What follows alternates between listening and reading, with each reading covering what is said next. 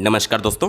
आज के इस वीडियो में हम लोग डीएलएड प्रथम सेमेस्टर के वर्ष 2024 में पूछे गए बाल विकास प्रश्न पत्र का कंप्लीट पेपर सॉल्यूशन देखने जा रहे हैं। अगर आप प्रथम सेमेस्टर के विगत 10 वर्षों में पूछे गए सभी सब्जेक्ट्स के कंप्लीट पेपर सॉल्यूशन को डिटेल में देखना चाहते हैं तो इस वीडियो के समाप्त होने के बाद से इस वीडियो का डिस्क्रिप्शन जरूर चेकआउट कर लीजिएगा। चलिए दोस्तों, आज के इस महत्वपूर्ण वीडियो को शुरू करते हैं। पहला प्रश्न आप अपने स्क्रीन पर देख पा रहे होंगे, टीएटी व्यक्तित्व परीक्षण का निर्माण किसने किया है। तो टीएटी व्यक्तित्व परीक्षण जो होता है वो एक प्रक्षेपी विधि है और इसका निर्माण जो किया था वो मॉर्गन एवं मरे ने किया था। ऑप्शन नंबर 2 यहाँ पर बिल्कुल करेक्ट आंसर होगा। अगला प्रश्न आप अपने स्क्रीन पर देख पा रहे होंगे, पूछा गया है केंद्रीय प्रवृत्ति का मापक नहीं है। सबसे पहले ये जानते हैं केंद्रीय प्रवृत्ति कहते किसे हैं। देखिए, जब भी किसी सीरीज किसी श्रृंखला में बहुत सारे डेटा यानी अंक दिए गए रहते हैं तो एक कोई ऐसा अंक जो कि सभी अंकों को डिनोट किया जा सके उसके माध्यम से, या फिर यूं कह लें एक ऐसा अंक किसी भी श्रृंखला में जो जिसके आसपास सभी अंक लाई कर रहे हों। जैसे कि आप ऐसे समझिए, एक कक्षा में मान लीजिए 50 बच्चे हैं और 50 बच्चों का गणित विषय में अलग अलग नंबर हो सकता है। अगर मैं ये पूछूं कि कोई एक ऐसा नंबर बताइए जो कि सभी बच्चों के नंबर उसके आसपास हैं, तो आप क्या करेंगे, सभी बच्चों का एवरेज निकाल देंगे। तो वही जो एवरेज होता है उसे ही केंद्रीय प्रवृत्ति की माप बोलते हैं। यानी एक ऐसा नंबर जो कि सभी बच्चों के नंबर को रिप्रेजेंट कर सके, यानी सभी बच्चों का नंबर उसके आसपास ही हो, उसे ही बोलते हैं केंद्रीय प्रवृत्ति का मापक। हमसे क्या पूछा गया, केंद्रीय प्रवृत्ति का मापक नहीं है। तो यहां पर दिया गया पहला विकल्प मध्यमान। मध्यमान को हम लोग एवरेज बोलते हैं, तो एवरेज तो केंद्रीय प्रवृत्ति का मापक है, तो हमारा उत्तर नहीं होगा क्योंकि हमसे नहीं पूछा गया है। दूसरा पूछा गया है मध्यांक। मध्यांक क्या होता है, किसी भी श्रृंखला में अगर बहुत सारे अंक हैं तो उनको असेंडिंग या फिर डिसेंडिंग यानी बढ़ते या फिर घटते हुए क्रम में पहले अरेंज किया जाता है और बीच का जो अंक आता है उसे ही मध्यमांक बोलते हैं। तो ये भी एक तरीके से केंद्रीय प्रवृत्ति का मापक हो गया। क्यों? क्योंकि ये बाकी के जो अंक हैं इसी के आसपास डिनोट करेंगे क्योंकि ये बीच का अंक है। ठीक है, तो ये भी केंद्रीय प्रवृत्ति का मापक होता है। तो हमारा नहीं पूछा गया, तो ये भी हमारा उत्तर नहीं हो सकता। तीसरा पूछा गया बहुलक। बहुलक क्या होता है कि किसी भी श्रृंखला में ऐसा अंक जो सबसे ज़्यादा बार आया हुआ हो, जो सबसे ज़्यादा बार आया हुआ हो, तो ये भी केंद्रीय प्रवृत्ति का मापक है। तो ये भी हमारा उत्तर नहीं होगा।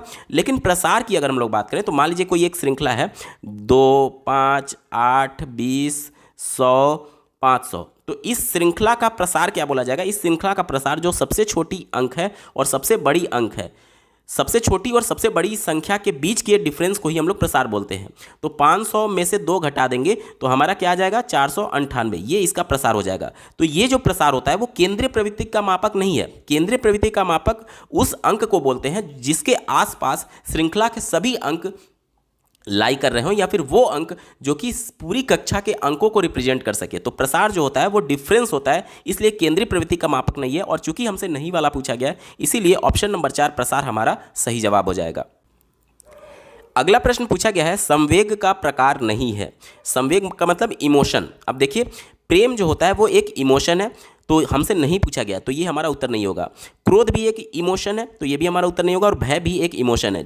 बाकी जो ध्यान है ये हमारा कोई भी इमोशन नहीं होता है, इसी वजह से ऑप्शन नंबर 1 हमारा सही जवाब हो जाएगा। क्योंकि कौन सा इमोशन कौन सा संवेग नहीं है वो हमसे पूछा गया था, तो ध्यान कोई भी इमोशन या फिर संवेग नहीं होता है। अगला प्रश्न आपके स्क्रीन पर है, पूछा गया है कोहलर ने अपने सीखने के सिद्धांत का प्रतिपादन किसके ऊपर प्रयोग करते हुए किया था। चौथे विकल्प से शुरुआत करते हैं, दिया गया है बिल्ली। बिल्ली के ऊपर थार्नडाइक ने प्रयोग किया था, तो हमारा उत्तर नहीं होगा क्योंकि हमसे प्रश्न कोहलर के बारे में पूछा गया है। मनुष्य की बात करें तो जीन पियाजे ने छोटे बच्चों के ऊपर यानी मनुष्य के ऊपर परीक्षण किया था, तो ये भी हमारा उत्तर नहीं होगा। कुत्ता की बात करें तो पावलाव ने कुत्ते के ऊपर परीक्षण किया था, तो ये भी हमारा उत्तर नहीं होगा। एक ही विकल्प बचा वनमानुस यानी चिंपैंजी। जो कोहलर थे उन्होंने चिंपैंजी के ऊपर प्रयोग किया था। ऑप्शन नंबर 1 सही जवाब होगा। अगला प्रश्न पूछा गया है स्मृति यानी कि मेमोरी का अंग नहीं है। फिर से नहीं पूछा जा रहा है। ठीक है, तो देखिए स्मृति क्या होता है, किसी भी चीज को हम लोग कैसे मेमोरी में सेव करके रखते हैं, इसके प्रोसेस को जब आप जानेंगे तो इस प्रश्न का उत्तर बड़े आसानी से आप दे सकते हैं। देखिए, जब कोई बच्चा जन्म लेता है तो वो किसी को भी नहीं पहचानता, ना तो अपने माता पिता को, ना ही परिवार के किसी सदस्य को, लेकिन धीरे धीरे करके वो अपने माता को पहचानने लगता है। यानी कि उसकी माता का जो इमेज है, उस माता के इमेज के बारे में वो पहले सीखा और उस इमेज को अपने माइंड में क्या किया, उसने धारण किया। यानी कि जीन पियाजे के सिद्धांत के अनुसार जब भी हम किसी नई वस्तु को देखते हैं तो उसकी एक इमेज हमारे माइंड में छप जाती है और वही इमेज क्या होता है, उसे हम लोग धारण कर लेते हैं। और जब भी आप फिर से उस व्यक्ति को देखेंगे तो आपके माइंड में जो इमेज छपा हुआ है उससे आपका माइंड कंपैरिजन करके आपको बताता है कि ये उस बच्चे की माता है। जैसे कि अगर किसी व्यक्ति को आपने बहुत दिन बाद देखा, कई सालों बाद देखा, तो आपके माइंड आपको बार बार सिग्नल भेजता है कि मैं इसे जानता तो हूँ लेकिन कहाँ देखा हूँ, कौन है वो नहीं पहचान पाता, क्योंकि बहुत दिन के बाद आप उस व्यक्ति को देख रहे होते हैं तो उसकी एक इमेज कहीं ना कहीं आपके माइंड में छपी भी हुई है। लेकिन चूंकि बहुत दिन हो चुका है, बार बार वो चीज़ें रिकॉल नहीं हुई, इसकी वजह से वो इमेज धुंधली हो जाती है और आप उस व्यक्ति को पहचानने में अक्षम हो जाते हैं कि ये कहाँ पर मैंने देखा था या फिर इस व्यक्ति को मैं कैसे जानता हूँ। ठीक है, तो स्मृति में क्या चीज़ें आई? सबसे पहले हम लोग क्या करते हैं, किसी भी चीज़ के बारे में सीखते हैं। जैसे बच्चा जो है वो अपनी माता को स्टार्टिंग से नहीं पहचानता है, लेकिन वो धीरे धीरे सीखता है कि ये मेरी माता है। तो सबसे पहले स्मृति का पहला पार्ट क्या आ जाएगा? सीखना। सीखने के बाद से उस बच्चे के माइंड में उस माता का एक इमेज बन जाता है। इमेज को हम लोग क्या करते हैं, स्टोर करके रखते हैं, यानी उसको धारण करके रखते हैं हमारे माइंड में। तो वो दूसरा स्टेप हो गया धारण। तीसरा स्टेप क्या होता है, जब भी अगली बार वो किसी वस्तु को या फिर अपनी माता को देखेगा तो चूंकि उसकी इमेज उसके माइंड में बनी हुई है तो उसके इमेज से उसका कंपैरिजन होगा कि ये कौन है, कौन व्यक्ति है, तो पहचान करके वो बता पाता है कि हाँ ये मेरी माता है। तो यहाँ पर ये स्मृति का तीसरा पार्ट हो गया। तो ये 3 पार्ट होते हैं स्मृति के, मतलब कि किसी भी चीज़ को, नई वस्तु को जब हम देखते हैं तो सबसे पहले उसके बारे में सीखते हैं, उसका एक इमेज हमारे माइंड में बन जाता है जिसे हम धारण कहते हैं। और जब भी दूसरी बार हम उस किसी वस्तु को देखते हैं तो हमारे इमेज, जितने भी माइंड में इमेज बने हुए हैं उनसे कंपैरिजन करके हमारा माइंड हमें सिग्नल भेजता है कि हाँ ये वही वस्तु है या फिर वही व्यक्ति है। तो उसे कहते हैं रिकॉल करना या फिर पहचान करना। तो हमसे पूछा गया था स्मृति का अंग कौन सा नहीं है, तो ऑप्शन नंबर 3 चिंतन जो होता है वो स्मृति का अंग नहीं होता है। चूंकि नहीं वाला ही पूछा गया, इस वजह से ऑप्शन नंबर 3 हमारा सही जवाब हो जाएगा। विकल्प नंबर 3 यहां पर सही उत्तर है।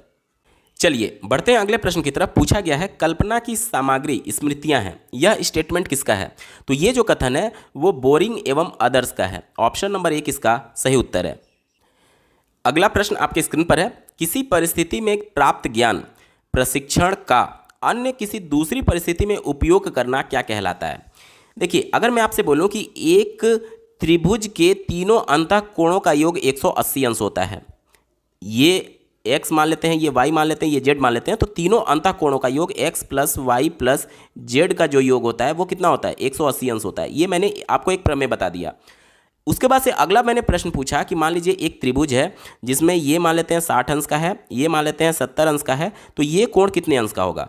तो चूंकि मैंने अभी आपको बताया कि तीनों कोणों का योग 180 अंश है, जिसमें से एक कोण अगर 60 अंश का दिया गया है, दूसरा कोण अगर 70 अंश का दिया गया है, तो तीसरा कोण अगर जेड की वैल्यू हमें निकालनी है तो इस प्रमेय में अगर हम लोग रख दें तो 60 और 70 मिलकर के 130 हो जाएगा, जो कि इधर पक्षांतर होकर के 180 में से 130 घटेगा तो जेड का वैल्यू कितना आ जाएगा? 50 आ जाएगा। तो इस तरीके से हमने क्या किया, हमने सिर्फ एक प्रमेय पढ़ा था और उस प्रमेय का उपयोग हमने दूसरे प्रश्न को सॉल्व करने के लिए कर दिया। यही तो हमसे पूछा जा रहा है कि एक परिस्थिति में हमने सीख लिया कि त्रिभुज के तीनों अंतःकोणों का योग 180 अंश होता है। अब ये चीज हमने सीख लिया, ज्ञान प्राप्त कर लिया, प्रशिक्षण ले लिया, इसका प्रयोग दूसरी परिस्थिति में एक प्रश्न को सॉल्व करने के लिए हमने किया, तो इसको क्या बोलेंगे? इसको बोलेंगे सीखने का स्थानांतरण। यानी कि जो चीज हमने सीखा था उसको ट्रांसफर कर दिया दूसरी चीज को सीखने में या फिर उसको सॉल्व करने में, तो इसे बोलते हैं सीखने का स्थानांतरण। ऑप्शन नंबर 4 सही उत्तर होगा।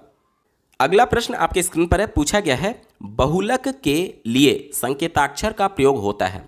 संकेताक्षर का मतलब कि वो सिंबल जिसके माध्यम से बहुलक को रिप्रेजेंट करते हैं। बहुलक को इंग्लिश में मोड बोलते हैं। तो इसको रिप्रेजेंट करने के लिए जो संकेताक्षर का प्रयोग किया जाता है, MO किया जाता है या फिर Z किया जाता है। चारों विकल्पों में देखिए आपको M तो दिख रहा है लेकिन O यहाँ पर मिसिंग है, तो ये हमारा उत्तर नहीं हो सकता, Y हमारा उत्तर नहीं हो सकता, S हमारा उत्तर नहीं हो सकता। हमारे पास केवल एक ही विकल्प बचा Z का, जो कि ऑप्शन नंबर 3 में दिया गया। विकल्प नंबर 3 इसका बिल्कुल एप्रोप्रिएट आंसर होगा। ऑप्शन नंबर 3 Z सही जवाब है। अगला प्रश्न आप अपने स्क्रीन पर देख पा रहे होंगे, पूछा गया है धारण का संबंध निम्न में से किसमें से है? तो इसका सही जवाब हो जाएगा ऑप्शन नंबर 4 स्मृति। स्मृति में क्या होता है, यानी मेमोरी। इसमें सबसे पहले हम किसी चीज़ को सीख रहे होते हैं, सबसे पहले हम किसी चीज़ को सीखते हैं, ये पहला स्टेप होता है। दूसरा स्टेप होता है उसको धारण करना। धारण करना मतलब कि उसको स्टोर करके रखना। जो भी चीज़ें हमने सीखी है उसका एक इमेज हमारे माइंड में बन जाता है जिसे हम लोग धारण करके रखते हैं। तीसरा होता है रिकॉल करना यानी कि प्रत्यास्मरण, यानी जो चीज़ें हमने सीखी है उसको हम लोग फिर से याद करते हैं और याद करने के बाद से फिर से उसको रिकॉग्नाइज करते हैं, यानी कि उसको पहचान करते हैं, जिसे अभिज्ञान के नाम से जाना जाता है। तो ये स्मृति के 4 चरण होते हैं, जिसमें हमसे धारण के बारे में पूछा गया है। तो धारण किससे संबंधित है? जाहिर सी बात है स्मृति। ऑप्शन नंबर 4 इसका सही जवाब होगा। अगला प्रश्न आप अपने स्क्रीन पर देख पा रहे हैं, पूछा गया है निम्न में से गेस्टाल्ट सिद्धांत है। तो गेस्टाल्टवादियों के द्वारा सिद्धांत दिया गया था कि हम पूरी परिस्थिति को देख करके एक झटके में उसके बारे में सीख लेते हैं, और कोहलर ने इसके संबंध में अंतर्दृष्टि का सिद्धांत दिया था। आपको याद होगा चिंपैंजी पर इन्होंने प्रयोग किया था, और उन्होंने क्या किया था कि एक तरीके से पिंजड़े या फिर जाली कह लीजिए, जिसमें एक चिंपैंजी बंद था, और उस पिंजड़े में ऊपर एक केला लटका दिया गया था और उसके आसपास कुछ छड़ी रखी थी, एक ड्रम रखा हुआ था। तो चिंपैंजी ने पूरी परिस्थिति को देखा, वो केला को प्राप्त करना चाहता था लेकिन वो पहुंच नहीं पा रहा था। तो उस कंडीशन में उसने क्या किया कि ड्रम पर छड़ी के माध्यम से उस केले को प्राप्त किया। मतलब कि पूरी परिस्थिति को देख करके और अचानक से हमारे माइंड में उसका सोल्यूशन क्लिक कर जाना, इसे ही बोलते हैं गेस्टाल्ट सिद्धांत या फिर अंतर्दृष्टि का सिद्धांत। और ये किसने दिया था? ये दिया था कोहलर ने, जो कि गेस्टाल्टवादी के तौर पर जाने जाते हैं। ऑप्शन नंबर 2 अंतर्दृष्टि का सिद्धांत इसका सही जवाब है। बढ़ते हैं अगले प्रश्न की तरफ। पूछा गया है प्रेरणा का तात्पर्य है सजीव प्रयास, यह कथन किसका है? तो ये जो स्टेटमेंट दिया गया है वो एवरिल के द्वारा दिया गया है। ऑप्शन नंबर 3 एवरिल इसका सही उत्तर है। अगला प्रश्न आप अपने स्क्रीन पर देख पा रहे हैं, पूछा गया है सामान्यीकरण सिद्धांत के प्रतिपादक हैं। तो इसके प्रतिपादक जो हैं वो CH जड़ है, ठीक है। ऑप्शन नंबर 2 यहाँ पर सही जवाब हो जाएगा। इस सिद्धांत में इन्होंने क्या कहा था, जैसे मान लीजिए हम लोग सीखते हैं कोई भी चीज़, तो सीखना जो ट्रांसफ़र होता है वो सामान्य करण करके होता है। जैसे मान लेते हैं एक त्रिभुज है जिसके एक कोणों का योग मान लीजिए 60 है, ये भी 60 है और ये भी 60 है, तो इसके कोणों का योग 180 अंश होगा। दूसरा त्रिभुज जो है उसमें मान लेते हैं ये 50 है, ये 60 है और ये 70 है, तो इसके भी त्रिभुज का योग 180 अंश होगा। तो ये दोनों चीज़ें अलग अलग हैं, दोनों का कोण अलग अलग है। तो ये सिद्धांत, सामान्यीकरण का सिद्धांत ये कहता है कि ये ऐसा नहीं कहा जाएगा कि 60 अंश वाले तीनों कोणों का जो त्रिभुज बनेगा उसका 180 अंश होगा, और 50, 60 और 70 कोण वाले त्रिभुज का जो अंतः कोणों का योग होगा वो 180 अंश बनेगा। सामान्यीकरण सिद्धांत ये कहता है कि त्रिभुज किसी भी प्रकार का हो, त्रिभुज किसी भी प्रकार का हो, 3 भुजाओं से घिरी हुई आकृति से बनने वाले तीनों कोणों का योग हमेशा 180 अंश होगा। ये बोलता है सामान्यीकरण सिद्धांत, ठीक है। इस सिद्धांत के अंतर्गत उन्होंने बताया था कि जो स्थानांतरण समान स्थिति से संबंधित अलग अलग तथ्यों के बजाय सामान्यीकरण, यानी कि जो हमारे अनुभव होते हैं, जो हम सीख रहे होते हैं, प्रयोगों के माध्यम से प्राप्त जो निष्कर्ष होता है उसके रूप में होता है।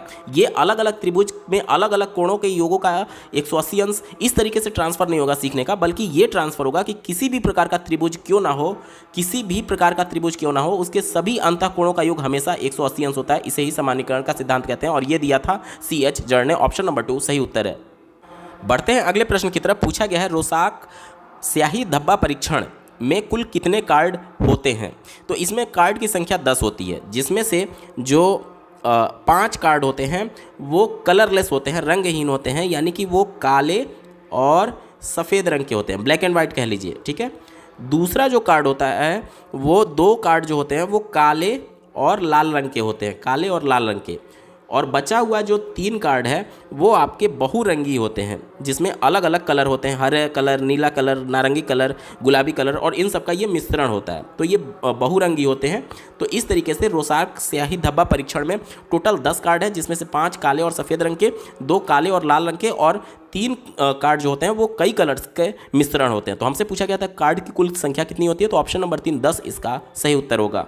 बात करेंगे अगले प्रश्न की। पूछा गया है व्यक्तित्व परीक्षण की आत्मनिष्ठ विधि है। आत्मनिष्ठ विधि का मतलब सब्जेक्टिव।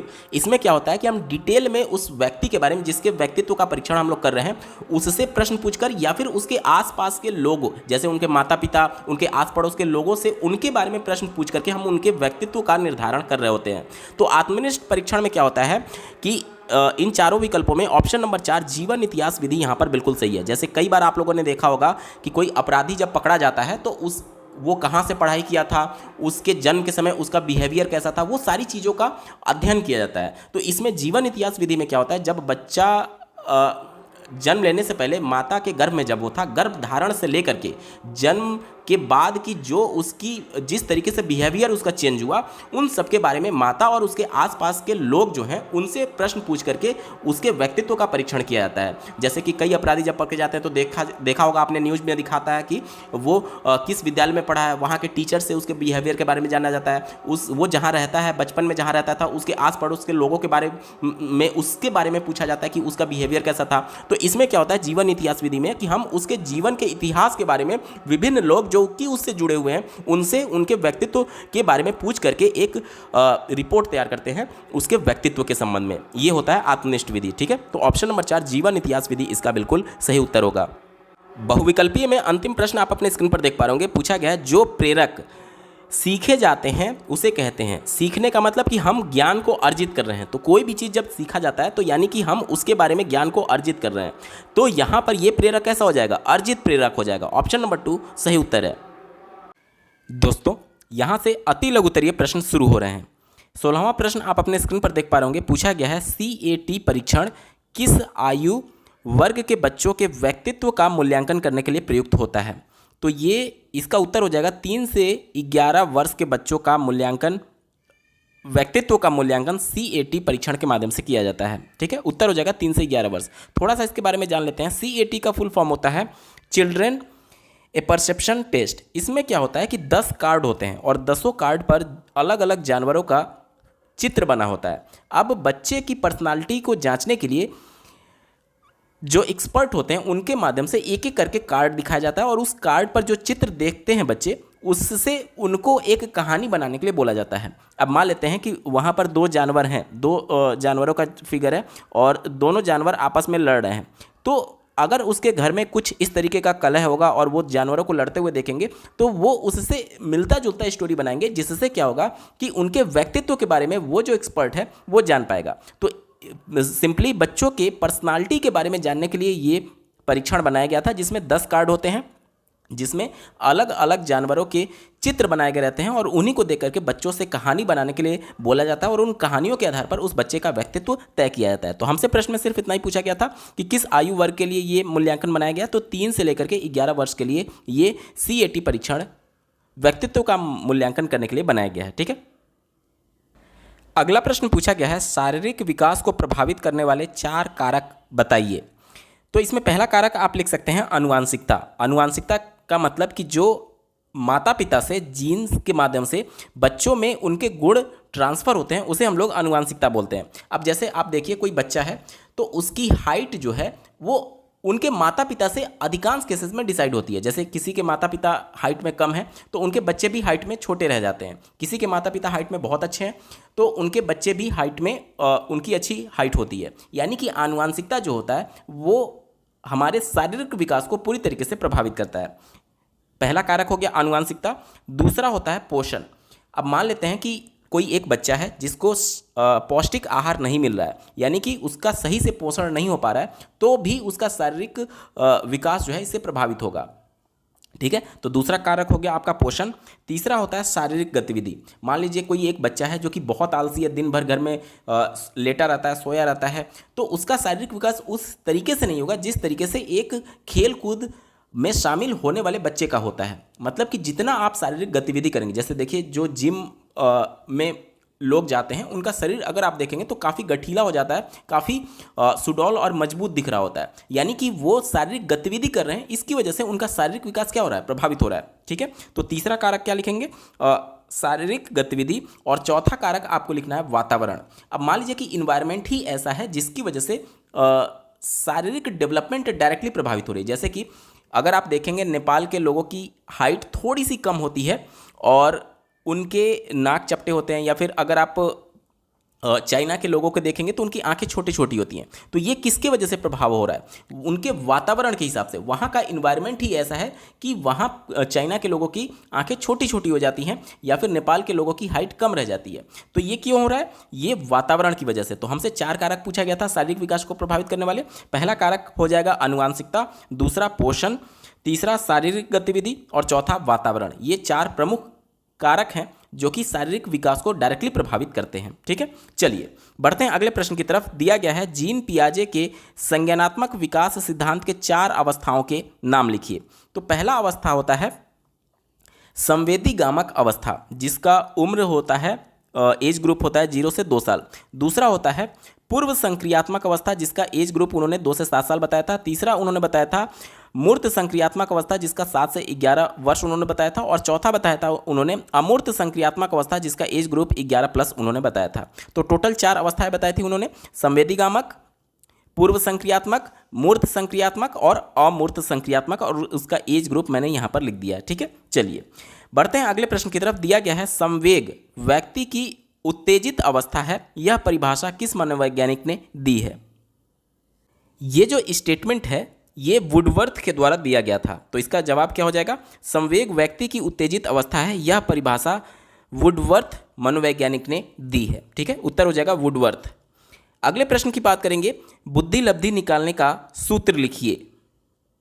बुद्धि लब्धि का जो सूत्र होता है वो होता है मानसिक आयु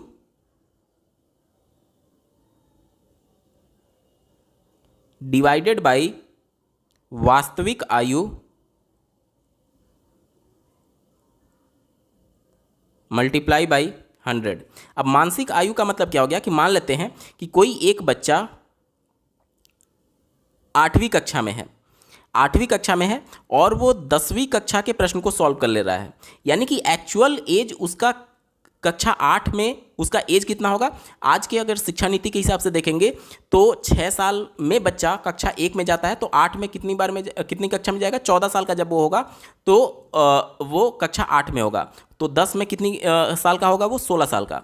तो अभी देखिए 8 में वो कक्षा है, 8 कक्षा में वो बालक है, यानी उसकी वर्तमान आयु कितनी हो गई? 14 वर्ष। तो उसका वास्तविक आयु कितना माना जाएगा? 14। और वो कितने क्लास के प्रश्न को सॉल्व कर ले रहा है?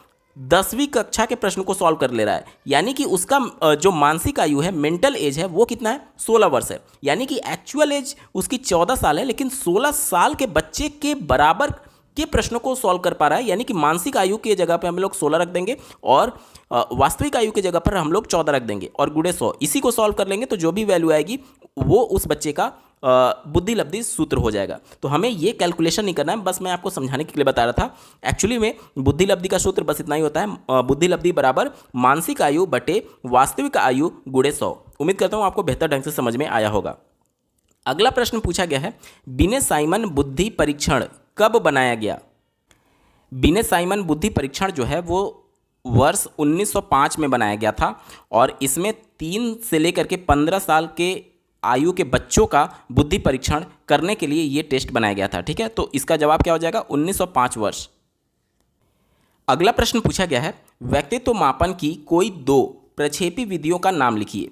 तो इसमें पहला आप लिख सकते हैं रोसार्क का स्याही धब्बा परीक्षण, दूसरा लिख सकते हैं प्रासंगिक अंतर्बोध परीक्षण जिसे इंग्लिश में थीमेटिक एपर्सेप्शन टेस्ट यानी TAT के नाम से जाना जाता है, तीसरा आप लिख सकते हैं बालकों का अंतर्बोध परीक्षण जिसे चिल्ड्रंस एपर्सेप्शन टेस्ट यानी CAT के नाम से जाना जाता है, चौथा शब्द साहचर्य परीक्षण, उसके बाद से चित्र साहचर्य परीक्षण। तो 4 मैंने आपको बताया, इसमें से कोई भी 2 आप लिख सकते हैं, जैसे कि TAT परीक्षण हो गया और CAT परीक्षण, कोई भी 2 लिख सकते हैं। 4 जिसमें हमने बात की उसमें से कोई भी 2 आप लिख सकते हैं। ठीक है, चलिए बढ़ते हैं अगले प्रश्न की तरफ। पूछा गया है थॉर्नडाइक द्वारा प्रतिपादित सीखने के 3 मुख्य नियम लिखिए। पहला मुख्य नियम जो है वो आप लिख सकते हैं तत्परता का नियम। इसमें क्या होता है कि बालक अगर किसी चीज़ को सीखने के लिए खुद से तत्पर है, यानी खुद से इंटरनली वो मोटिवेटेड है, तो वो चीज़ को आसानी से सीख सकता है। ठीक है, तो पहला हो सकता है, पहला आप नियम लिखेंगे तत्परता का नियम, दूसरा अभ्यास का नियम। इस नियम में थॉर्नडाइक ने यह बताया था कि जब भी किसी कॉन्सेप्ट को कोई बच्चा बार बार अभ्यास कर रहा है तो बार बार प्रैक्टिस, बार बार अभ्यास करने की वजह से वह उस चीज़ को जल्दी नहीं भूलता या फिर सीख लेता है। ठीक है, तीसरा उन्होंने जो नियम बताया था मुख्य नियम प्रभाव का नियम, यानी कि किसी भी काम को करने पर अगर कोई भी उसको एप्रिसिएशन मिलता है यानी कि पुनर्बनल मिलता है, रीइंफोर्समेंट मिलता है, तो वो उस काम को बार बार करना चाहेगा। जैसे ऐसे समझिए कोई एक छोटा बच्चा है, उसको अगर आप बोलेंगे कि बेटा आप अच्छे से पढ़ाई करो, अगर आप फर्स्ट आते हो तो मैं आपको ये गिफ्ट लेकर के दूंगा, तो बच्चा क्या होगा? इंटरनली मोटिवेटेड हो जाएगा और चूंकि वो और ज़्यादा मोटिवेटेड है उस चीज़ को पाने के लिए और इसके लिए वो और ज़्यादा मेहनत करेगा। तो इसे क्या बोलते हैं? प्रभाव का नियम बोलते हैं। ठीक है। अभ्यास के नियम को एक बार मैं आपको आसान भाषा में समझाने की कोशिश करता हूं। जैसे मान लीजिए अगर आप किसी कॉम्पिटिटिव एग्जाम की तैयारी कर रहे हैं और अगर वो सिलेबस बार बार आप रिपीट कर रहे हैं, यानी कि बार बार प्रैक्टिस कर रहे हैं, बार बार अभ्यास कर रहे हैं, तो वो चीज़ आप जल्दी सीखते हैं। कहने का मतलब उसके भूलने में आपको ज़्यादा समय लगता है, यानी कि वो लंबे समय तक आप उसको धारण किए रहते हैं। पहला जो नियम था तत्परता का नियम, आप खुद सोचिए कि अगर आप किसी चीज़ को सीखने के लिए मोटिवेटेड हैं तभी तो आपके पढ़ने में मन लगेगा और उस चीज़ को आप सीख पाएंगे। अगर आप खुद से ही नहीं पढ़ना चाहते हैं तो उस चीज़ को आप नहीं सीख सकते हैं। तो इसे बोलते हैं तत्परता का नियम। तो मुख्य नियम हमसे पूछा गया था 3 मुख्य नियम। पहला तत्परता का नियम, दूसरा अभ्यास का नियम और तीसरा प्रभाव का नियम। ठीक है, चलिए बढ़ते हैं अगले प्रश्न की तरफ। पूछा गया अभिप्रेरणा की परिभाषा लिखिए। अभिप्रेरणा की परिभाषा में आप लिख सकते हैं कि यह वह शक्ति होती है जो व्यक्ति को विशिष्ट व्यवहार करने की प्रेरणा देती है। ये तो किताबी लैंग्वेज हो गया और बहुत कम लोगों को ये किताबी लैंग्वेज समझ में आता है। मैं आपको व्यवहारिक भाषा में समझाने की कोशिश करता हूँ। अभिप्रेरणा वह उत्प्रेरक है जो व्यक्ति को खास लक्ष्य के प्रति व्यवहार करने के लिए उत्प्रेरित करता है। अब इसको समझिए। मान लीजिए कि कोई एक बच्चा है और बचपन से वो बहुत गरीबी देखा हुआ है। उसके घर में ठीक से खाने के लिए 2 वक्त की रोटी नहीं हुआ करती थी। दूसरे बच्चों की तरह उसको अन्य सुख सुविधाएं नहीं उत्पन्न मिल पाती थी। इसके अलावा दूसरे बच्चों की तरह वह अच्छे कपड़े या फिर अच्छी चीज़ों का दोहन वो नहीं कर पाता था। तो बचपन से उसने गरीबी देखी हुई है और वो हर चीज़ वो हासिल करना चाहता है जो कि वो अपने आसपास में लोगों के पास देखा हुआ था। तो अब यहाँ पर वो बच्चा क्या है, इंटरनली मोटिवेटेड है। और इंटरनली मोटिवेटेड है और इसलिए वो जो गरीबी है उससे निकलने के लिए और खूब ढेर सारा धन अर्जन करने के लिए वो क्या करेगा, खूब मेहनत करेगा। तो यहाँ पर उसको प्रेरित क्या कर रही है, उसको प्रेरित उसकी गरीबी कर रही है और वो सभी सुख सुविधाएं जिसे वो पाना चाहता है उसके लिए वो इंटरनली मोटिवेटेड है। तो यहाँ पर उसको प्रेरणा क्या कहाँ से मिल रहा है, उसको प्रेरणा मिल रहा है अपनी गरीबी दूर करने के लिए। तो उस गरीबी को दूर करने के लिए वो कुछ ना कुछ एक्शन लेगा, यानी अच्छे से पढ़ाई करेगा ताकि कहीं अच्छी खासी जॉब उसकी लग जाए और अपने घर का वो गरीबी दूर कर पाए। तो उसके घर की जो गरीबी है और जो पाने की उसकी लालसा है वो उसके लिए मोटिवेशन का काम करेगा, अभिप्रेरणा का काम करेगा और उसके लिए वो एक्शन लेगा, यानी कि मन लगा करके पढ़ाई करेगा। यही परिभाषा में बोला गया है। अब परिभाषा ध्यान से सुनिएगा, अब आपको समझ में आएगा। अभिप्रेरणा से तात्पर्य उस प्रेरक से होता है जो व्यक्ति को खास लक्ष्य के प्रति व्यवहार करने के लिए उत्प्रेरित करती है। बच्चा मोटिवेटेड है पढ़ने के लिए, अब उसको मोटिवेशन कहाँ से मिल रहा है, एक कारक है जो कि उसको प्रेरित कर रहा है और वो कारक क्या है, उसकी गरीबी, जिसे दूर करके वो अच्छा खासा धन अर्जन करना चाहता है और अपनी लाइफ सेटल करना चाहता है। अब मैं समझता हूँ आपको परिभाषा अच्छे से समझ में आई होगी। एक और परिभाषा जो हमने वीडियो में बोली थी उसके बारे में भी सुन लीजिए। अभिप्रेरणा वह शक्ति है जो व्यक्ति को विशिष्ट व्यवहार करने की प्रेरणा देता है। अब फिर से सुनिए, अभिप्रेरणा वह शक्ति है, यानी कि जो गरीबी थी और जो पैसा कमाने की लालसा थी वो क्या है, वही अभिप्रेरणा है कि मुझे मेरे गरीबी से निकलना है और वह उसको शक्ति दे रही है। किस लिए, विशिष्ट व्यवहार करने के लिए। विशिष्ट व्यवहार क्या है, मन लगाकर पढ़ाई करना और खूब ढेर सारा धन अर्जन करना। तो ये उसका एक्शन हो गया कि मन लगा करके वो पढ़ाई कर रहा है और ये मन लगा कर पढ़ाई करने के लिए उसको मोटिवेशन कहाँ से मिला, उसकी गरीबी से, यानी कि गरीबी और पैसा कमाने की लालसा उसके लिए अभिप्रेरणा की काम करेगी। ठीक है, और उसके लिए वो एक्शन ले रहा है, मन लगा करके पढ़ाई करना। ठीक है, तो अब ऐसे तो आप परीक्षा में लिखेंगे नहीं, जाहिर सी बात है परीक्षा में आपको किताबी शब्दों का ही प्रयोग करना पड़ेगा। तो अभिप्रेरणा के बारे में आप लिख सकते हैं कि अभिप्रेरणा वह शक्ति है जो व्यक्ति को विशिष्ट व्यवहार करने के लिए प्रेरणा देती है। चलिए बढ़ते हैं अगले प्रश्न की तरफ। पूछा गया है स्मृति के 4 पद यानी कि अंग कौन कौन से हैं वो हमसे पूछा गया है। स्मृति के 4 पद में पहला जो पद होता है वो होता है अधिगम यानी कि सीखना, दूसरा होता है अवधारणा यानी कि उसको रिटेन करना, तीसरा होता है प्रत्यय स्मरण यानी कि रिकॉल करना और चौथा होता है अभिज्ञान यानी कि रिकॉग्निशन करना। अब एक उदाहरण के माध्यम से मैं आपको समझाने की कोशिश करता हूँ। आप अगर बहुत दिन बाद किसी एक ऐसे व्यक्ति से मिलते हैं जिसको अचानक से आप पहचान नहीं पा रहे हैं, तो आप उस व्यक्ति को कैसे पहचानते हैं? तो सबसे पहले उस व्यक्ति को कभी ना कभी आप मिले होंगे, यानी उस व्यक्ति के बारे में आपको संज्ञान हुआ होगा, यानी उस व्यक्ति के बारे में आपने सीखा होगा, तो उसे बोलते हैं अधिगम, जो कि पहला पद है। जब आपने उस व्यक्ति के बारे में जान लिया, यानी उस व्यक्ति के बारे में आपको अधिगम हो गया, उसके बाद से आपकी मेमोरी में उस व्यक्ति के प्रति एक फोल्डर बन गया जिसे हम लोग कहते हैं रिटेंशन, यानी कि उस व्यक्ति के बारे में जो डिटेल थी, जो डेटा थी, उसको आपने धारण किया, यानी उसे ही बोल रहे हैं अवधारणा। यानी कि पहले स्टेप में हमने सीख लिया उस व्यक्ति के बारे में, दूसरे स्टेप में हमने उस व्यक्ति का जो भी डेटा है उसको सेव कर लिया अपने माइंड में, जिसे बोलते हैं अवधारणा। ठीक है। तीसरे में क्या होता है कि जब हमने उस व्यक्ति को देखा, अब हमारा माइंड जो है, हमारे माइंड में जितना डेटा होता है उसी से कंपेयर करके किसी व्यक्ति या फिर किसी वस्तु को हम लोग पहचान रहे होते हैं। तो जब बहुत दिनों के बाद आप उस व्यक्ति को देखते हैं तो आपका माइंड रिकॉल नहीं कर पाता है कि आखिर ये है कौन, और आपके माइंड में जितने भी इमेजेस बने हुए हैं उन सभी से उसे कंपेयर करता है। इसी को बोलते हैं रिकॉल, यानी कि आपके माइंड में जितने लोगों का इमेज है उन सबसे वो मैच करके देख रहा है कि ये आखिर कौन व्यक्ति है।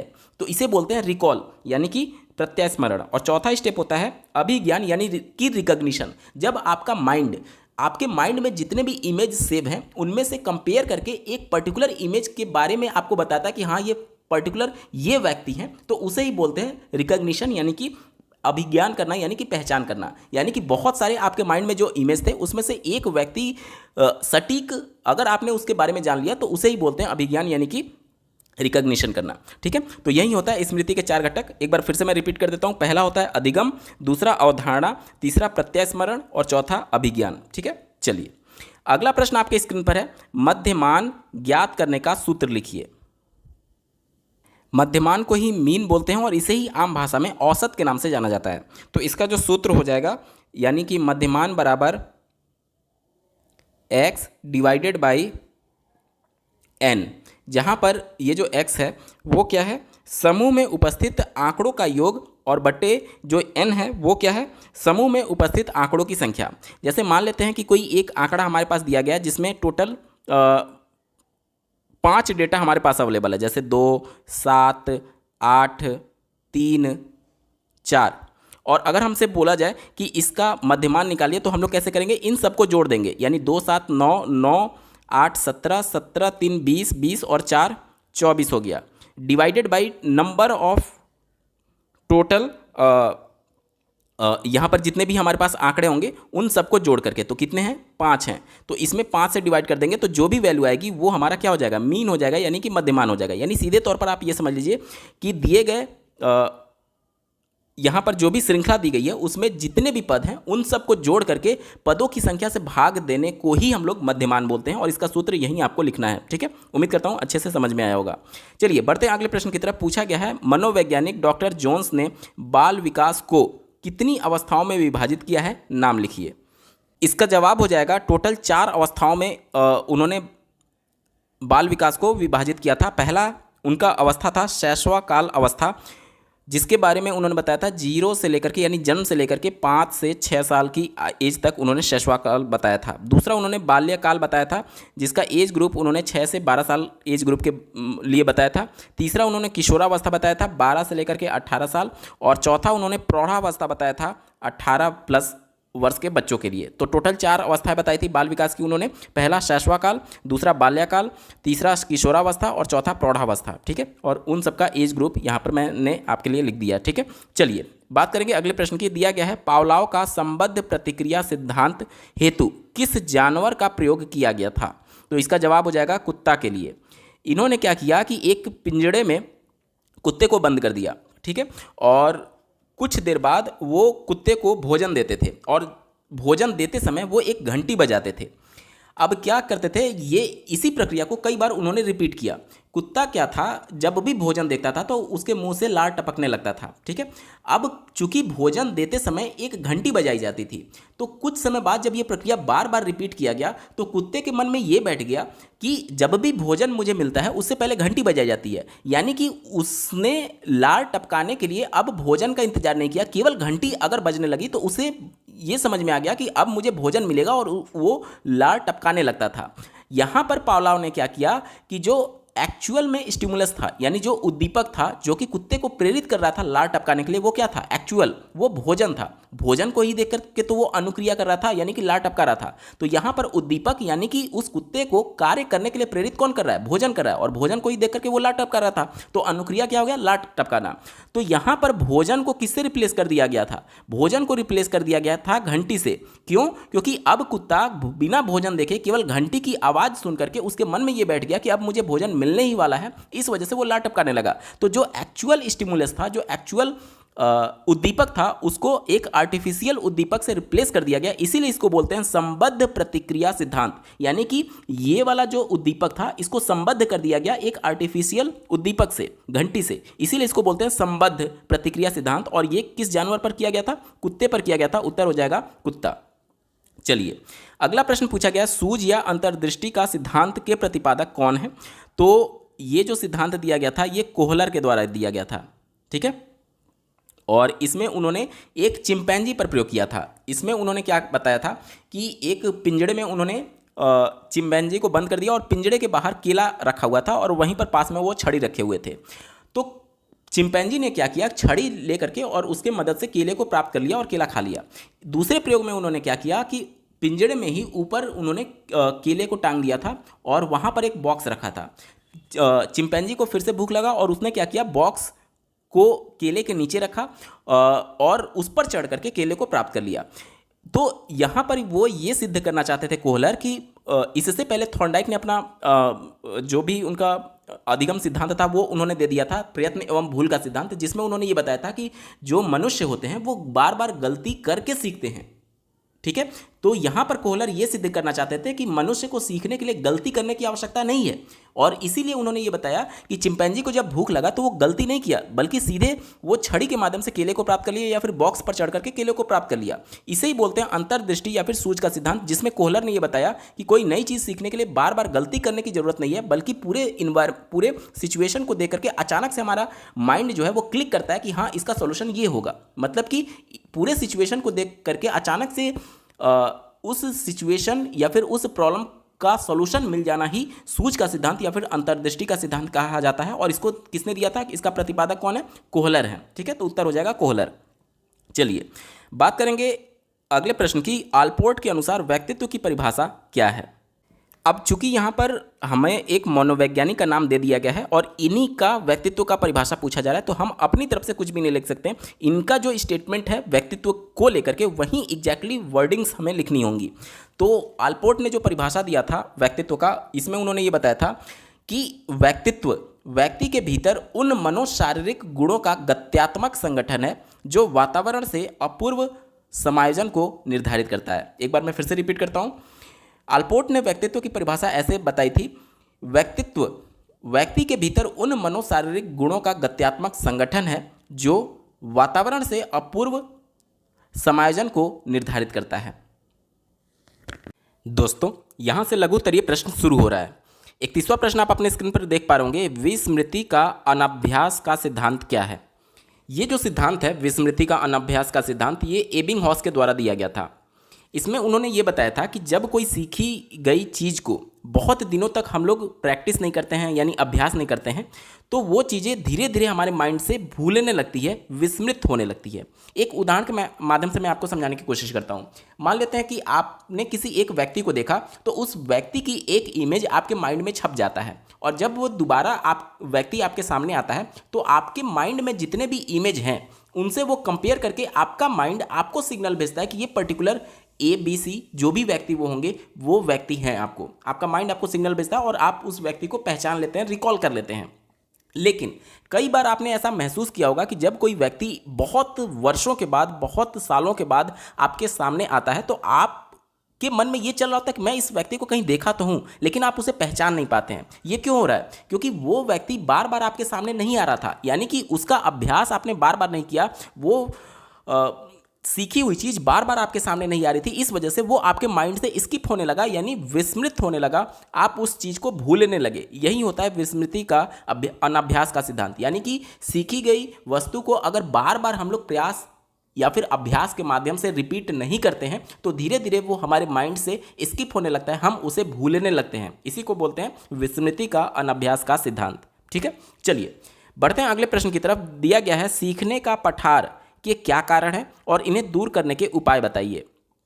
दोस्तों, हम लोग कोई चीज़ सीखते कैसे हैं? जब हम कोई अभ्यास कर रहे होते हैं, यानी कि समय दे रहे होते हैं, तो उस चीज़ को सीखने के लिए समय दे रहे हैं, तो समय के साथ हमारे व्यवहार में परिवर्तन होता है और उसी व्यवहार के परिवर्तन को सीखना कहते हैं, अधिगम कहते हैं। तो यहाँ पर मैं अगर सीखने की मात्रा लिख दूँ, सीखने की मात्रा, तो समय के साथ हम चीज़ों को सीख रहे हैं, यानी इस तरीके से ये ग्राफ इस तरीके से बनता है।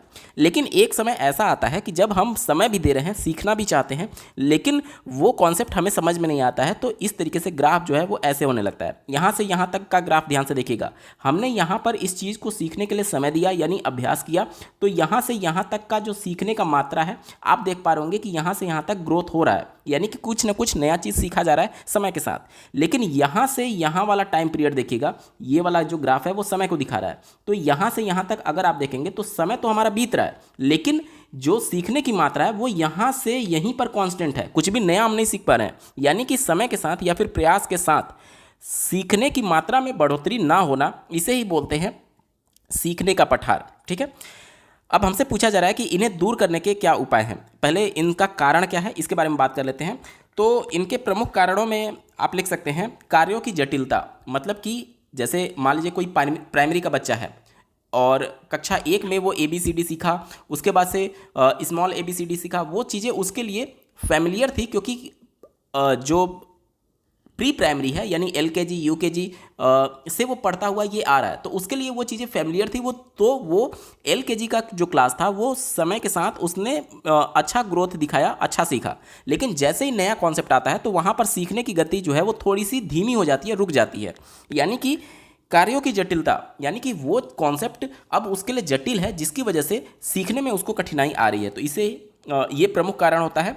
दूसरा कारण आप लिख सकते हैं सीखने की अनुचित विधि। अब मान लीजिए प्राइमरी का कोई बच्चा है और उसको आप लेक्चर दे करके पढ़ा रहे हैं, जैसे कि ग्रेजुएशन या फिर पोस्ट ग्रेजुएशन लेवल पर होता है, तो बच्चे को खेल के माध्यम से पढ़ाना है या फिर कहानी के माध्यम से पढ़ाना है, ये NCF और राष्ट्रीय शिक्षा नीति दोनों कहती है। तो अगर बच्चे को सिखाने की या फिर उसको पढ़ाने की विधि अनुचित होगी, गलत तरीके से आप उसको पढ़ाएंगे तो भी बच्चा नहीं सीख पाएगा। तो दूसरा कारण हो जाएगा सीखने की अनुचित विधि।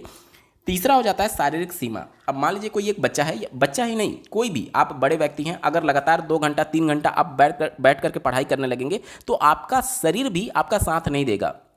आपको थोड़ा सा बीच बीच में पॉज यानी कि ब्रेक लेना ही पड़ेगा। तो हमारे शरीर की भी एक सीमा होती है, हमारा शरीर भी थक जाता है, हमारा माइंड भी थक जाता है, जिसकी वजह से हम कोई भी चीज़ सीखने में कठिनाई महसूस करने लगते हैं और वहाँ पर सीखने का पठार बनता है। चौथा हो सकता है प्रेरणा की कमी, मतलब कि अगर मान लीजिए बच्चा खुद से इंटरनली मोटिवेटेड नहीं है कोई चीज़ सीखने के लिए, तो बाहरी वातावरण में कितना भी आप उसको प्रेशर दे दीजिए, कितना भी आप उसको सीखने के लिए एक्सटर्नली मोटिवेट करिए, वो बच्चा नहीं सीखेगा। यानी कि खुद के बच्चे में भी, बच्चे के अंदर खुद से भी इंटरनली मोटिवेशन होना चाहिए, तभी वो सीख सकता है। ठीक है, तो ये चौथा कारण हो गया प्रेरणा की कमी। और इसके बाद से अगला आप लिख सकते हैं पुरानी आदतों का नवीन आदतों से संघर्ष।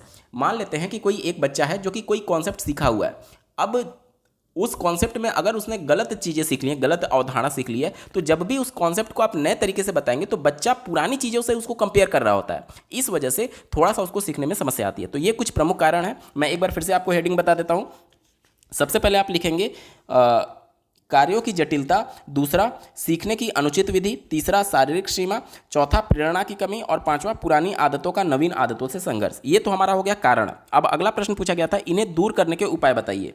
तो इनको दूर करने के लिए आप पहला उपाय लिख सकते हैं कि कार्यों की जो जटिलता होती है उसको धीरे धीरे क्रम के अनुसार लाना चाहिए। मतलब कि प्राइमरी का बच्चा है तो उसको अचानक से आप कक्षा 1 का बच्चा है तो उसको अचानक से आप पहाड़े नहीं सिखा सकते, उसका एक क्रम होगा। पहले बच्चे अंकों के बारे में सीखेंगे खेल के माध्यम से और अन्य माध्यमों से। ठीक है, पहले अंकों के बारे में सीखेंगे, उसके बाद बच्चा जो है वो गिनती लिखना सीखेगा, उसके बाद जो बच्चा है वो धीरे धीरे एडिशन करके सीखेगा, उसके बाद जा करके कहीं आप पहाड़े पर उस बच्चे को ला सकते हैं। तो उस किसी भी कार्य को करने के लिए जो जटिलता का क्रम होता है वो जब क्रमवार आप चलेंगे तो सीखने का पठार कम बनेगा, यानी कि सीखने में उसको समस्या कम आएगी। दूसरा आप इसका उपाय लिख सकते हैं कि कुछ समय तक कोई कार्य करने के बाद से थोड़ा सा बच्चे को आराम देना चाहिए। मतलब कि अगर बच्चे को कॉन्सेप्ट पढ़ा रहे हैं तो अभी हमने देखा था शारीरिक सीमा, यानी कि लगातार अगर बच्चा पढ़ाई कर रहा है तो उसका शरीर उसका साथ नहीं देता है, चाहे उसको नींद आने लगेगा या फिर उसकी माइंड जो है वो सपोर्ट नहीं करेगा या फिर उसको शारीरिक तौर पर थकान हो सकता है। तो बीच बीच में उसको क्या करेंगे, थोड़ा सा हम उसको पॉज देंगे ताकि वो माइंड फ्रेश होकर के फिर से पढ़ाई में लग सके। ठीक है, तो दूसरा ये उपाय हो सकता है। तीसरा आप लिख सकते हैं, अधिगम को रोचक और सर्वोच्चतम विधियों का प्रयोग करके पढ़ाना चाहिए। अब जैसा कि हमने कारण देखा कि बच्चा क्यों नहीं पढ़ पा रहा है, क्योंकि सीखने की अनुचित विधि थी। बच्चे को हम लेक्चर देकर के पढ़ा रहे हैं, लेक्चर देकर के नहीं। अगर समुचित और उचित विधियों का प्रयोग किया जाए, जैसे बच्चे को कहानी और इंटरेस्टिंग वे में पढ़ाया जाए, तो बच्चा इंटरेस्ट लेगा, और जब बच्चा इंटरेस्ट लेता है तो वो खुद से पढ़ने के लिए यानी इंटरनली मोटिवेटेड होता है। तो इस तरीके से इन पठार के कारणों को दूर किया जा सकता है। ठीक है, चलिए अगले प्रश्न की बात करेंगे। दिया गया है, बाल विकास की किशोरावस्था की आयु वर्ग एवं विशेषताएं लिखिए। बाल विकास की किशोरावस्था की जो आयु वर्ग होती है उसे 12 से 18 वर्ष तक माना जाता है। ठीक है, आगे हमसे पूछा गया था इसकी विशेषता बताइए। तो इसकी विशेषता में आप लिख सकते हैं कि ये जो आयु वर्ग होता है या फिर ये जो अवस्था होता है वो विद्रोह की प्रवृत्ति इसमें देखी जाती है, यानी कि इस उम्र के बालकों में विचारों में मतभेद, मानसिक स्वतंत्रता एवं विद्रोह की प्रवृत्ति इसमें पाई जाती है। दूसरा आप लिख सकते हैं कल्पनाशीलता, जिसमें आप लिख सकते हैं कि किशोरावस्था के दौरान बालकों की कल्पनाशीलता एवं दिवा स्वप्न यानी कि डे ड्रीमिंग प्रवृत्ति की बहुलता पाई जाती है। इसके अलावा इस अवस्था में समाज सेवा एवं देशभक्ति की भावना भी उमड़ती है बच्चों में। ठीक है, इसके साथ ही साथ आप लिख सकते हैं कामुकता, यानी कि किशोरावस्था के दौरान बालकों की कामेंद्रियां जो होती हैं वो पूर्णतः विकसित हो जाती हैं और इस उम्र में जो बालक होते हैं वो विपरीत लिंग के प्रति आकर्षित होने लगते हैं। अगला आप लिख सकते हैं वीर पूजा की भावना। इस अवस्था में किशोरों में वीर पूजा की प्रवृत्ति पाई जाती है और किलपैट्रिक ने इस अवस्था को जीवन का सबसे कठिन काल माना हुआ है। साथ ही साथ आप लिख सकते हैं धर्म एवं ईश्वर के प्रति विचार। तो इस अवस्था में बच्चे धर्म और ईश्वर के प्रति उनकी शंका जो है बालकों के मन में उत्पन्न होने लगती है। तो ये कुछ प्रमुख विशेषताएं आप लिख सकते हैं। अगला प्रश्न पूछा गया है, बुद्धि परीक्षण किसे कहते हैं, यह कितने प्रकार के होते हैं। तो ऐसा परीक्षण जो कि बुद्धिलब्धता को नापने के लिए किया जाता है उसे ही बुद्धि परीक्षण कहते हैं। मतलब सीधे तौर पर बुद्धि को नापने वाला परीक्षण ही बुद्धि परीक्षण कहलाएगा। ये कितने प्रकार के होते हैं, तो बेसिकली ये 2 प्रकार के होते हैं। पहला व्यक्तिगत बुद्धि परीक्षण, यानी कि इंडिविजुअली किसी एक पर्सन का अगर हम लोग परीक्षण कर रहे हैं तो उसे व्यक्तिगत बुद्धि परीक्षण कहते हैं। और दूसरा होता है सामूहिक, जैसे मान लीजिए एक क्लास के सभी बच्चों का एवरेज परफॉर्मेंस अगर हम लोग निकालना चाहें कि उनकी बुद्धिलब्धता किस तरीके से है, तो वो चूंकि समूह में काम हो रहा है तो उसे ही बोलते हैं सामूहिक बुद्धि परीक्षण। व्यक्तिगत बुद्धि परीक्षण में 2 तरीके के होते हैं, शाब्दिक या फिर भाषात्मक, और दूसरा अशाब्दिक या फिर क्रियात्मक।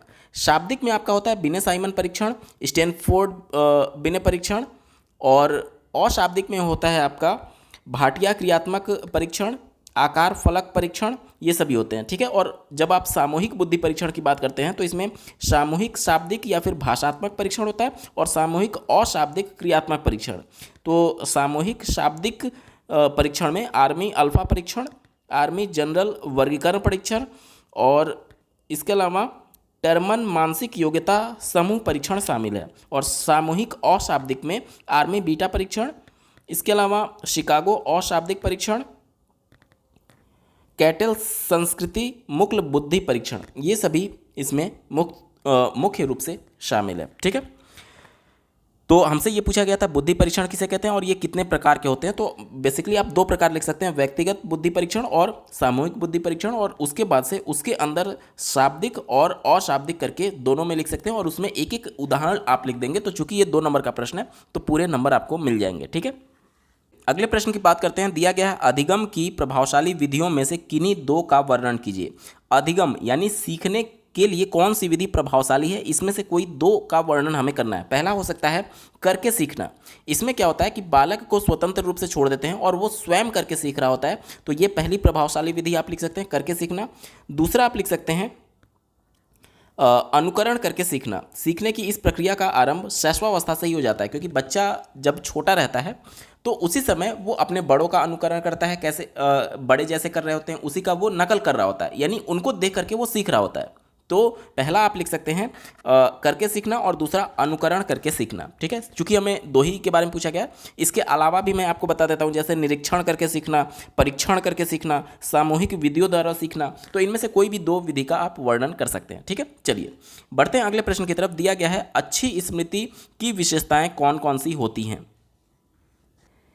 अच्छी स्मृति की पहली विशेषता आप लिख सकते हैं शीघ्र स्मरण क्षमता, यानी कि किसी विषय वस्तु को जितना जल्दी वो याद आ जाती है उसे ही बोलते हैं शीघ्र स्मरण क्षमता, यानी कि रिकॉल करना जल्दी। जैसे कि मान लेते हैं कि आपने किसी एक वस्तु को देखा, तो उस वस्तु को आप कैसे पहचान पाते हैं। आप जब उस वस्तु को देखते हैं तो आपका आँख उसका इमेज आपके माइंड को भेजता है। आपके माइंड में पहले से ही उस वस्तु की एक इमेज बनी हुई है और उससे वो कंपेयर करता है, क्योंकि बहुत सारी इमेज बनी होंगी उनसे वो कंपेयर करता है और आपका माइंड आपको सिग्नल भेजता है कि ये पर्टिकुलर ये वस्तु है। यानी इसी को बोलते हैं शीघ्र स्मरण क्षमता, यानी जल्दी से रिकॉल कर पाना। जो भी चीज़ हम देख रहे हैं, गाय को हम कैसे समझ पाते हैं कि ये गाय ही है। हमारा आँख जो गाय को देख रहा है वो उस इमेज को हमारे माइंड को भेज रहा होता है और माइंड में अलग अलग वस्तुओं की एक इमेज बनी हुई है। जीन पियाजे ने बताया था कि सभी इमेज की एक अलग अलग फोल्डर्स होती हैं। ठीक है, और उन्हीं फोल्डर से ये कंपेयर करके हमारा माइंड जब उसको देख लेता है कि हाँ इसका इमेज ऑलरेडी है, और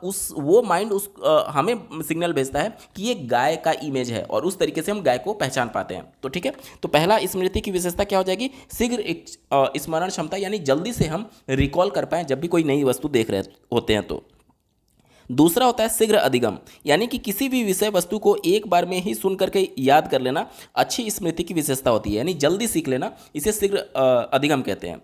तीसरा विशेषता आप लिख सकते हैं अच्छा प्रतिधारण, यानी कि रिटेंशन। इसमें क्या होता है कि जैसे आपने गाय को कैसे पहचाना था, आपके माइंड में एक इमेज बनी हुई गाय को, यानी कि आपके माइंड में वो इमेज लंबे समय तक रहे, लंबे समय तक उसका इमेज आप धारण कर पाएँ, इसी को बोलते हैं अच्छी स्मृति।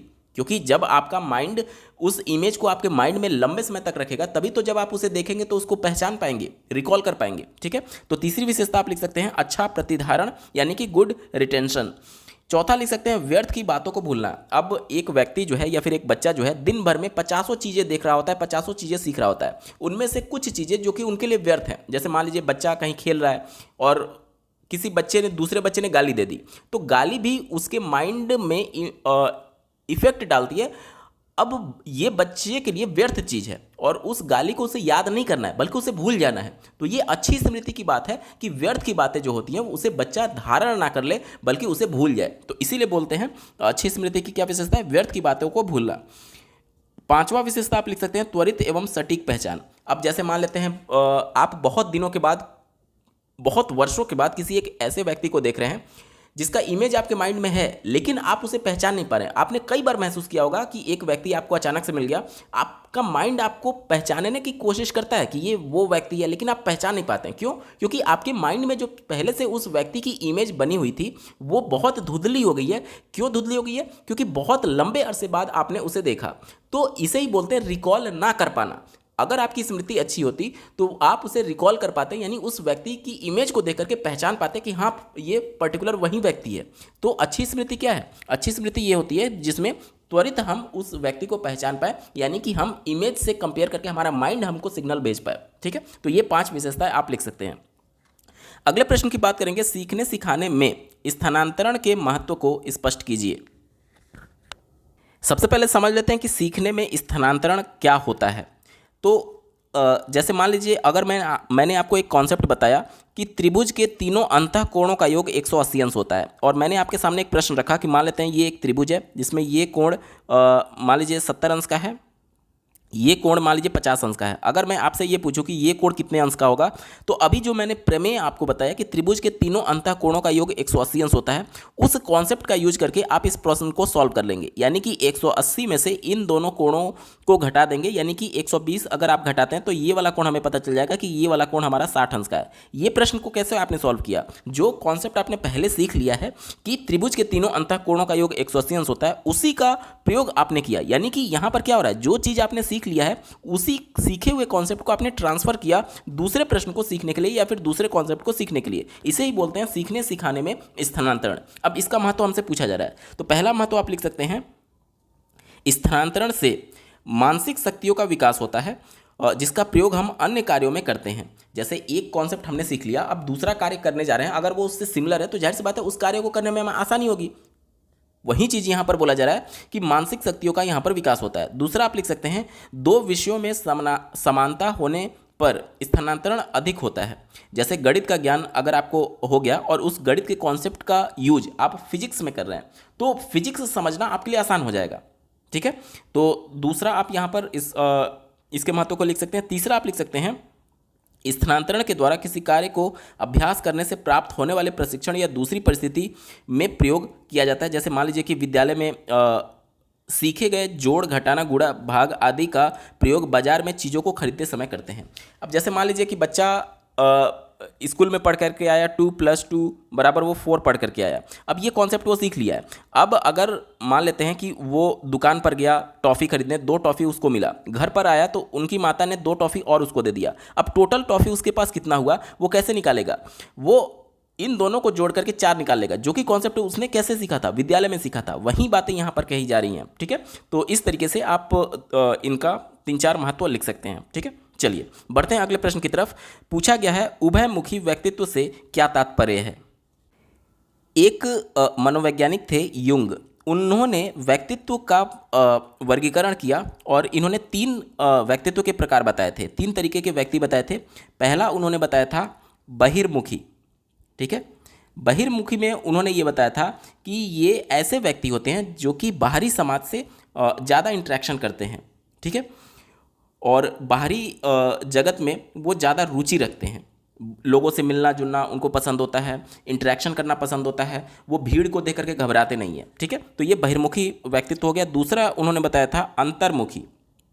ठीक है, अंतर्मुखी में क्या होता है कि ऐसे व्यक्तित्व के धनी जो लोग होते हैं वो बहुत ज़्यादा किसी दूसरे से इंटरेक्शन करने में रुचि नहीं लेते हैं या फिर भीड़ भाड़ वाले इलाके में बहुत ज़्यादा जाना पसंद नहीं करते हैं। ठीक है, लेकिन जो अंतर्मुखी व्यक्तित्व के व्यक्ति होते हैं उनमें विचार प्रधान, भाव प्रधान, तर्क प्रधान और दिव्य दृष्टि प्रधान, ये अलग अलग कैटेगरी में उनको बांटा जा सकता है। और साथ ही साथ चूंकि वो बहुत ज़्यादा लोगों से इंटरेक्शन नहीं करते हैं तो अपने काम पर ही वो बहुत ज़्यादा केंद्रित रहते हैं। अंतर्मुखी की मैं बात कर रहा हूँ। ठीक है, और तीसरा जो होता है वो उभयमुखी होता है, जो कि हमसे प्रश्न में पूछा गया है। तो उभयमुखी में क्या होगा कि इसकी और इसकी दोनों की प्रॉपर्टी इसमें पाई जाती है। तो हमसे यही पूछा जा रहा है कि उभयमुखी व्यक्तित्व से क्या तात्पर्य है। तो ये व्यक्तित्व के व्यक्ति जो होते हैं वो बहिर्मुखी और अंतर्मुखी व्यक्तित्व का मिला जुला रूप होता है, यानी कि बहिर्मुखी और अंतर्मुखी दोनों की प्रॉपर्टी, दोनों के गुण इनमें पाए जाते हैं। उम्मीद करता हूँ आपकी डाउट क्लियर हुए होंगे। चलिए ठीक है, पढ़ते हैं अगले प्रश्न की तरफ। अगला प्रश्न पूछा गया है, समांतर माध्य को उदाहरण सहित परिभाषित कीजिए।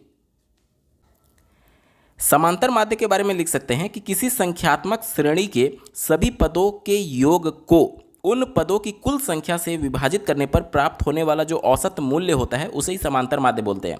जैसे कि यहाँ पर परिभाषा में हमने देखा एक संख्यात्मक श्रेणी की बात की जा रही है। मान लीजिए वो संख्यात्मक श्रेणी 2, 4, 6, 8 और 10 हो गया। अब इनका समांतर माध्य हमें निकालना है। तो समांतर माध्य निकालने के लिए क्या करना पड़ेगा? हमने परिभाषा में क्या देखा कि पदों के योग को, तो इनका योग कर लीजिए, तो 2 + 4 + 6 + 8 + 10, तो 2, 4, 6, 6, 12, 12, 8, 20, 20 और 10, 30। इनका योग कितना हो गया? 30 हो गया। में पदों की कुल संख्या 1, 2, 3, 4 और 5, यानी कि पदों का योग डिवाइडेड बाई पदों की कुल संख्या से डिवाइड करने पर जो भी वैल्यू हमें प्राप्त हुई उसी को ही बोलते हैं समांतर माध्य। ठीक है, तो इस तरीके से आप उदाहरण सहित परिभाषा लिख सकते हैं। मैं एक बार फिर से परिभाषा आपको बता देता हूं। समांतर माध्य किसी संख्यात्मक श्रेणी के सभी पदों के योग को उन पदों की कुल संख्या से विभाजित करने पर प्राप्त होने वाला औसत मूल्य होता है। ठीक है, चलिए दोस्तों, हम लोग वीडियो के बिल्कुल अंतिम पड़ाव में आ चुके हैं।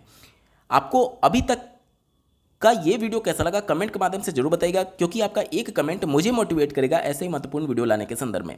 इस पेपर का अंतिम प्रश्न पूछा गया है, अवधान यानी कि ध्यान केंद्रित करने के कोई 4 उपाय बताइए। पहला उपाय आप लिख सकते हैं कि कक्षा का वातावरण ऐसा होना चाहिए जिसमें किसी भी प्रकार की जो बच्चे हैं वो बाध्यता का अनुभव ना करें, यानी कि किसी भी प्रकार को उनको बाउंडेशन नहीं होना चाहिए कि ये बच्चा प्रश्न नहीं पूछ सकता या फिर ये नहीं कर सकता।